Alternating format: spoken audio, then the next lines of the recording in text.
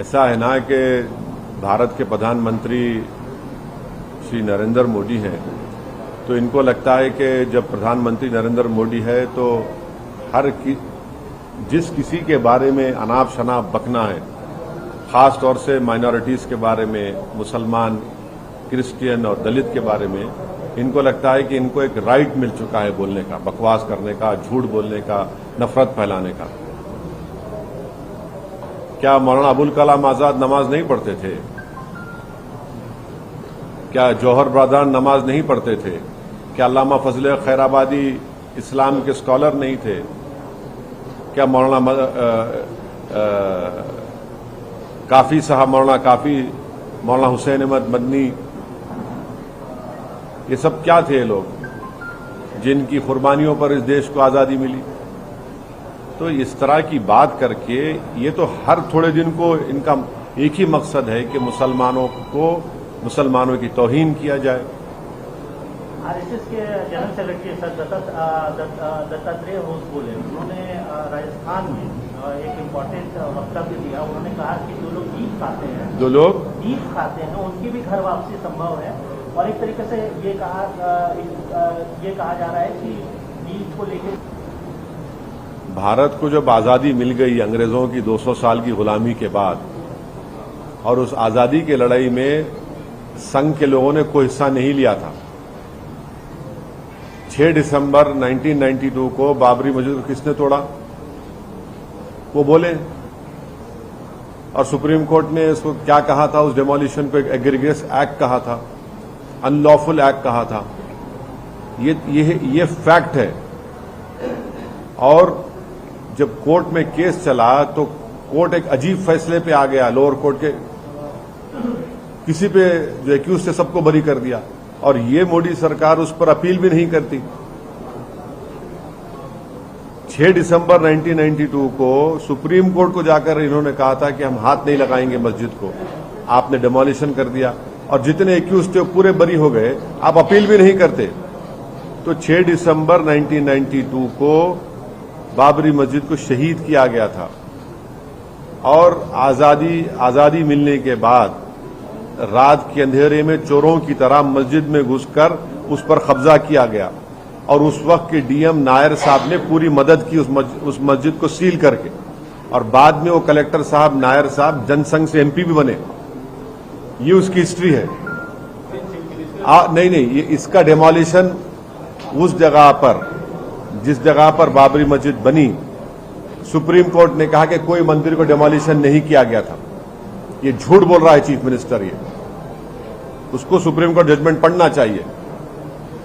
झूठ बोलने के आदी हैं। कहां कहा सुप्रीम कोर्ट ने कि मंदिर तोड़ी गई थी? झूठ बोल रहे हैं वो।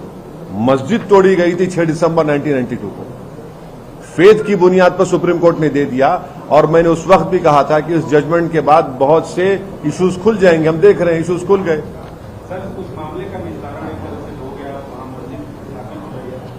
क्या हो रही है? मंदिर स्थापित हो रही है। हाँ, तो क्या किसी संवैधानिक पद पे बैठे हुए आदमी को इसके बाद इसको दूर देना, इस मसले पर बात करना? नहीं, देखिए ना, वो तो असल मुद्दों पे बात नहीं कर पाएंगे। असल मुद्दे क्या है? बीबीसी का वो वीडियो है।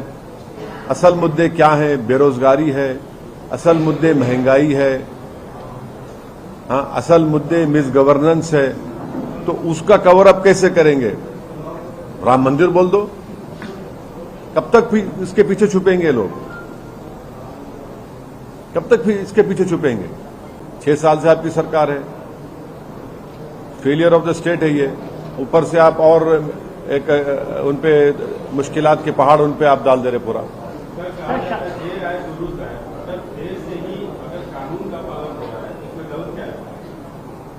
देखिए, जो शादी हो चुकी है उस लड़की का क्या करेंगे? अब आप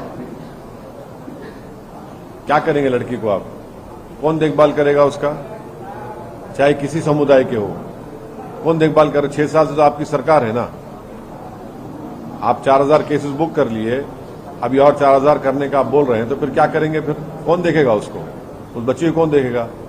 और स्कूल क्यों नहीं खोलते आप? नया स्कूल क्यों नहीं खोल रहे आप? नया स्कूल खोलिए। कौन रोक रहा है आपको?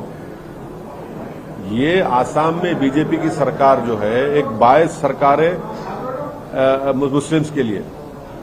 अपर आसाम में इन्होंने लैंडलेस लोगों को लैंड पट्टा दिया। लोअर आसाम में क्यों नहीं दे रहे भैया? दीजिए ना लोअर आसाम में, आप एविक्ट कर दे रहे हजारों की तादाद में लोगों को। सर, पार्लियामेंट का सेशन भी चल रहा है और आप खुद एक यूनिफॉर्म सिविल कोड लाने की तैयारी कर रही है सरकार सर। क्या क्या तैयारी? अरे जिसकी तैयारी करना है, जो अब भूचाल आने वाला है, इकोनॉमी पूरे दुनिया में रिसेशन होने वाला है, उसकी तैयारी करिए ना आप। चीन हमारे जमीन पे कब्जा करते जा रहा है, उसकी तैयारी करिए आप उसकी तैयारी करते ही नहीं है। 1000 स्क्वायर किलोमीटर डेमचाक में डेमसांग बैठा हुआ है, आप उसकी तैयारी नहीं करते। सर, बाबा रामदेव ने हाल ही में कहा था बाड़मेर में कि नमाज पढ़ते हैं मुसलमान और जाके टेररिस्ट एक्टिविटीज करते हैं। ऐसा है ना कि भारत के प्रधानमंत्री श्री नरेंद्र मोदी हैं, तो इनको लगता है कि जब प्रधानमंत्री नरेंद्र मोदी है तो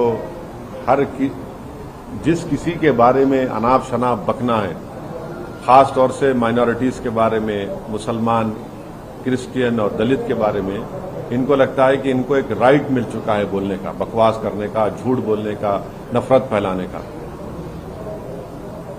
क्या मौलाना अबुल कलाम आजाद नमाज नहीं पढ़ते थे? क्या जौहर ब्रदर नमाज नहीं पढ़ते थे? क्या अल्लामा फजल खैराबादी इस्लाम के स्कॉलर नहीं थे? क्या मौलाना काफी साहब, मौलाना हुसैन अहमद मदनी, ये सब क्या थे लोग जिनकी कुर्बानियों पर इस देश को आजादी मिली? तो इस तरह की बात करके ये तो हर थोड़े दिन को इनका एक ही मकसद है कि मुसलमानों की तौहीन किया जाए। आरएसएस के जनरल सेक्रेटरी सर दत्ता क्या इस इशू को आप उठाएंगे संसद में, और आपके हिसाब से इसका सोल्यूशन क्या होगा? पार्लियामेंट चले तो ना, पार्लियामेंट चलेगी तो बहुत से मुद्दे उठाने के हैं। हम तो चाह रहे हैं कि पार्लियामेंट चले। हमारी पार्टी ये चाहती है कि प्रेसिडेंट एड्रेस के ऊपर डिबेट हो, तो बहुत से हम सब चीज मुद्दों को उठा सकते हैं। पार्लियामेंट ही नहीं चल रही ना, सरकार चाहती पार्लियामेंट चलना और अपोजिशन बोल रही है, तो सरकार को तो फायदा हो रहा है उसमें। पार्लियामेंट नहीं चल रही तो बच जा रहे हैं वो। आपके हिसाब से क्या होना चाहिए सर? क्या किस तरीके से कॉमन ग्राउंड पर पहुंचे और पार्लियामेंट चले? हमारा मानना यह है कि अगर पार्लियामेंट नहीं चलती है तो उससे नरेंद्र मोदी सरकार को फायदा मिल रहा है, वो भाग रही है, उनको फायदा होता है। उनसे सवाल हम नहीं पूछ सकते, उनको एक्सपोज नहीं कर पाएंगे, तो पार्लियामेंट चलनी चाहिए।